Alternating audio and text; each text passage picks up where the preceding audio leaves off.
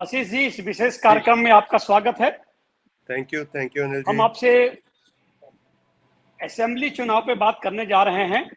किस तरीके से चुनाव की प्रक्रिया अभी पीक पे है, कैंपेन जोर शोर से चल रहा है। राहुल गांधी भी मैदान में उतर गए हैं, प्रधानमंत्री भी मैदान में हैं और अमित शाह भी मैदान में हैं। अमित शाह एक नारा दे रहे हैं कि हरियाणा को दलालों और दामादों से मुक्त किया जाए। आपका क्या कहना है?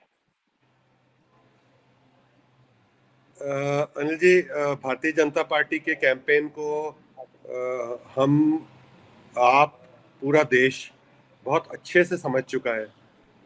कभी 400 पार की बात की, कभी 75 पार की बात की।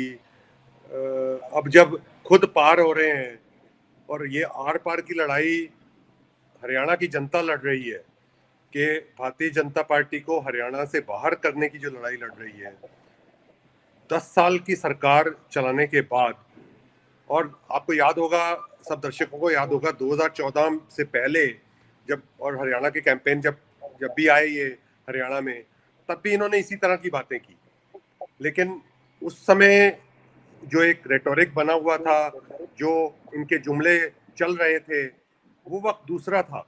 वो वक्त ऐसा था कि इनका खोटा सिक्का चल गया।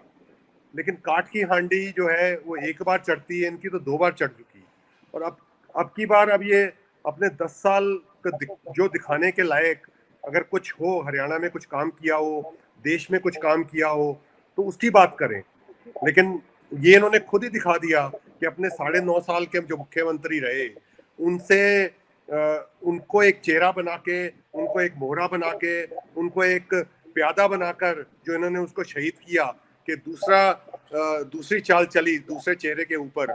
लेकिन वो सब मामलों में अब सबको पता चल गया कि हरियाणा का किसान, जवान, पहलवान, युवा, महिला, जितने भी लोग हैं और या पेंशनधारी लोग हैं या जो गवर्नमेंट एम्प्लॉइज हैं, सबके पास सबका एक ही कहना है कि ये 10 साल जो हमारी 2 बार गलती हुई हरियाणा में, कि ऐसे लोगों को हमसे गलती से चुना गया, उन लोगों के बस की नहीं है हरियाणा चलाना, गवर्नेंस करना। गुड गवर्नेंस की तो बात ही छोड़िए, गवर्नेंस करना, एक शासन चलाना। और शासन प्रशासन का जो हरियाणा में अगर आज बन के रह गया है तो कुशासन बन के रह गया है। आशीष जी, जिस तरीके से 10 साल का एंटी इनकम्बेंसी हरियाणा में है, जो साफ साफ दिख रहा है, जनता में आक्रोश है। जनता के पास जब बीजेपी के लोग जाते हैं तो जनता की जो प्रतिक्रियाएं आ रही हैं, ऐसा लग रहा है कि बीजेपी के खिलाफ एंटी इनकम्बेंसी भरपूर है। इसको कांग्रेस किस तरीके से कैप्चर कर रही है? कांग्रेस में जो अंदरूनी विद्रोह हो रहा है, जो शैलजा विद्रोह का बिगुल बजा रही हैं, इसके अलावा और लोग मुंह फुलाए बैठे हुए हैं, इन सबको किस तरीके से कांग्रेस समावेश कर रही है, आगे लेके बढ़ रही है, ताकि इस एंटी इनकम्बेंसी फैक्टर को कांग्रेस अपने फेवर में ले आए? अनिल जी, यहाँ पर मैं 2 बातें कहना चाहूंगा कि एंटी इनकम्बेंसी खाली नहीं है, क्योंकि हरियाणा की जनता एक तो कांग्रेस के 10 साल के शासन और भारतीय जनता पार्टी के 10 साल के कुशासन का कंपैरिजन कर रही है। ये we are comparing apples to apples now, कि उनका राज 10 साल में प्रदेश ने कहाँ का तरक्की की। प्रदेश रोजगार देने में नंबर 1 था, प्रदेश पर कैपिटा इनकम में नंबर 1 बना, प्रदेश प्रति व्यक्ति आय में नंबर 1 बना, प्रदेश प्रति व्यक्ति निवेश में नंबर 1 बना। लेकिन इन 10 सालों में आकर सभी पैमानों पर हरियाणा नीचे की तरफ आया। एक प्रति व्यक्ति आय में नीचे आया, निवेश में नीचे आया, बेरोजगारी में नंबर 1 हो गया, रोजगार में नंबर 1 देने से बेरोजगारी में नंबर 1। तो ये कंपैरिजन एक खाली एंटी इनकम्बेंसी फैक्टर नहीं कहेंगे इसको, ये 10 साल वर्सेस 10 साल कांग्रेस और भारतीय जनता पार्टी का ये कंपैरिजन हो रहा है। उसके बाद पिछले 10 साल में अगर देखें, आप हरियाणा को बहुत अच्छी तरह से जानते हैं, मैं आपको जानता हूं कि आप पूरे प्रदेश में भी जाते हैं, सब जगह जाते हैं। अखबारों में हमने रोज पढ़ा, पूरे 10 साल में कर्मचारी वर्ग का हर, चाहे सफाई कर्मचारी हो, कभी अस्पताल के कर्मचारी हों, कभी म्यूनिसिपल कॉरपोरेशन के कर्मचारी हों, कभी प्रशासनिक कर्मचारी हों, कोई ना कोई, कभी ट्रांसपोर्ट के यूनियन के कर्मचारी हों, पूरे 10 साल में, या आंगनवाड़ी आशा वर्कर्स हों, पूरे 10 साल में कोई ना कोई कर्मचारी संघ इस सरकार, भारतीय जनता पार्टी सरकार के खिलाफ प्रदर्शन पर रहा। मुद्दे रहे, हरियाणा हमारा वीर जवानों का देश है। पूरे देश में अगर आप देखें, हमारे सैनिकों में कितनी बड़ी संख्या हरियाणा से आती है। तो वो जो अग्निवीर, जो टेम्पररी एक एम्प्लॉयमेंट जो आई, उसका सबसे बड़ा रोष हरियाणा में है। तो एक मुद्दा अपने युवा के साथ और जवानों के साथ हुआ, कर्मचारी वर्ग के साथ ओल्ड पेंशन स्कीम का मुद्दा है, उनके सुविधाएं देने का मुद्दा है, महिलाओं के लिए उत्पीड़न और महिला अत्याचार और महिला असुरक्षा, ये बहुत बड़ा मुद्दा हरियाणा में महिलाओं का हो गया। गैस सिलेंडर 1100 का दिया इन्होंने, 1200 का हुआ। महंगाई बढ़ी, जिसकी महिला के ऊपर, गृहिणी के ऊपर मार पड़ी। फिर हमारे पहलवानों के साथ क्या हुआ, जंतर मंतर पर किस तरह से उनको घसीटा गया, पुलिस ने कैसे घसीटा। जो मेडल देने वाले, देश का सर नाम ऊंचा करने वाले, तमगा लाने वाले जो लोग, उनके साथ क्या हुआ। तो किसान के साथ क्या हुआ, 750 किसानों ने जो हरियाणा के बॉर्डर पर, पंजाब के बॉर्डरों पर अपनी शहादत दी, जो शहीद हो गए। किसान के एक एक, और ये खबर एक एक गांव में, एक एक घर में अफेक्ट हुआ पिछले 10 साल में।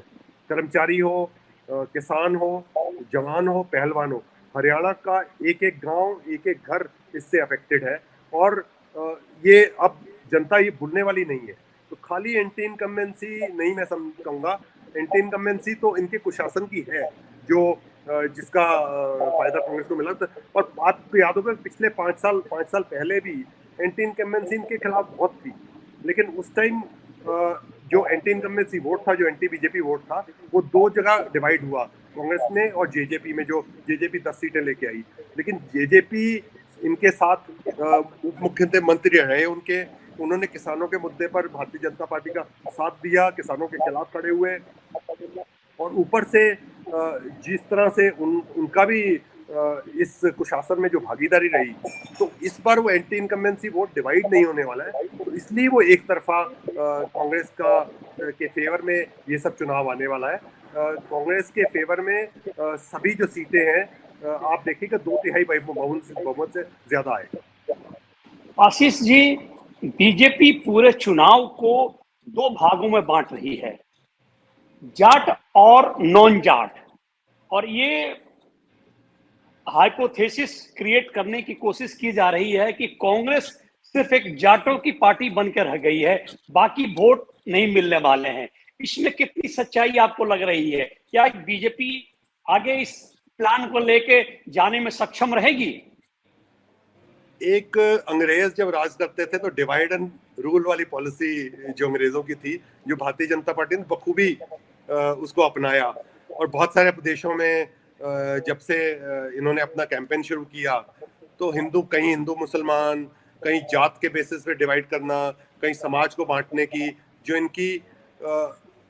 इनका तरीका, जो इनकी स्ट्रैटेजी रही है, वो अब क्यों हरियाणा में किसान ना किसी जात का है, किसान सब जात से आता है। जवान किसी जात का नहीं है, वो हर जात से आता है। पहलवान किसी जात का नहीं है, वो हर जात से आता है। युवा किसी जात का नहीं है, वो हर जात से आता है। महिला किसी जात की नहीं है, वो हर जात से आती है। तो ये जो अगर ये सोच रहे हैं कि उसमें समाज डिवाइड होगा, हरियाणा डिवाइड होगा, तो इनकी गलतफहमी है, जो कि 8 तारीख को इनके सामने आ जाएगी। आशीष जी, जिस तरीके से अग्निवीर, महिला पहलवानों के प्रति आपत्तिजनक टिप्पणी बीजेपी के नेता किए हैं, किसानों की आत्महत्याएं, किसानों का आंदोलन, ये व्यापक मुद्दे हैं जो हरियाणा में छाए हुए हैं। तो इनका जन समर्थन कितना कांग्रेस के पास है? राहुल गांधी जी ने भारत जोड़ो न्याय यात्रा जो निकाली, वो इसी तरह के अन्याय के विरुद्ध और न्याय के लिए। और जब तक एक एक व्यक्ति को न्याय नहीं मिल जाता, और राहुल गांधी जी की यात्रा जारी है। और आज जो हरियाणा में नारायणगढ़ से अंबाला होते हुए, कुरुक्षेत्र करनाल होते हुए जो उनकी यात्रा आज से शुरू हुई है, उसी बात के लिए हमारा प्रेरक भी है और हमारा प्रण भी है और हमारा लोगों के बीच में जाने का ये मुद्दा भी है कि हम धर्म, जाति, जात पात उन सब में नहीं विश्वास रखते। हमारे लिए जो एक भी व्यक्ति अगर प्रताड़ित है तो हम उसके साथ खड़े हैं। राहुल गांधी जी, मल्लिकार्जुन खड़गे जी, पूरी पार्टी उनके साथ खड़ी है और हम उस अन्याय के विरुद्ध लड़ाई करते आए हैं, करते रहेंगे। और ये चुनाव हमारा उस प्रतिबद्धता के साथ खड़ा है कि हम अन्याय नहीं होने देंगे, हम उस शासन को दूर करेंगे, उस शासन को लाएंगे। और आज अगर हरियाणा में मुद्दा है तो जो इंदिरा जी के टाइम पर जो नारा चलता था बहुत पहले, आपको याद होगा, जात पर ना पात पर मोहर लगेगी हाथ पर, तो इस बार भी वही मुद्दा आने वाला है, वही नारा चलने वाला है। आशीष जी, जिस तरीके से बीजेपी हरियाणा में कारपेट बॉम्बिंग कर रही है, अमित शाह हैं, प्रधानमंत्री हैं, सुपर मुख्यमंत्री आपके खट्टर साहब हैं, सैनी हैं, सब लोग मिलके पूरी ताकत झोंके हुए हैं, तो ऐसा लग रहा है कि इनके ताकत के सामने कांग्रेस टिक पाएगी? देखिए, कारपेट बॉम्बिंग जहां तक आपने कहा, तो उसमें जो बॉम्ब होते हैं उसमें बारूद ऐसा होना चाहिए कि जो चले, लेकिन फूके हुए कारतूस और जो जिस बारूद में दम नहीं, तो वो कितनी मर्जी बॉम्बिंग कर दो तो वो वैसे ही होगा कि कुछ पेड़ों को आप थोड़ा सा नुकसान पहुंचा के आ गए, असल का असल तो वही खड़ा है। आशीष जी, आने वाले दिनों में हरियाणा का चुनाव होगा, चुनाव के समय में हम आपसे फिर बात करेंगे। आप इस कार्यक्रम में आए, कांग्रेस के वरिष्ठ नेता हैं, आपका हार्दिक धन्यवाद। Thank you so much. और आप हमसे जुड़े रहने के लिए सब्सक्राइब करें YouTube पर, फॉलो करें ट्विटर पर और लाइक करें फेसबुक पर। और ज्यादा जानकारी के लिए आपको टाइप करना होगा सिर्फ न्यूज नशा।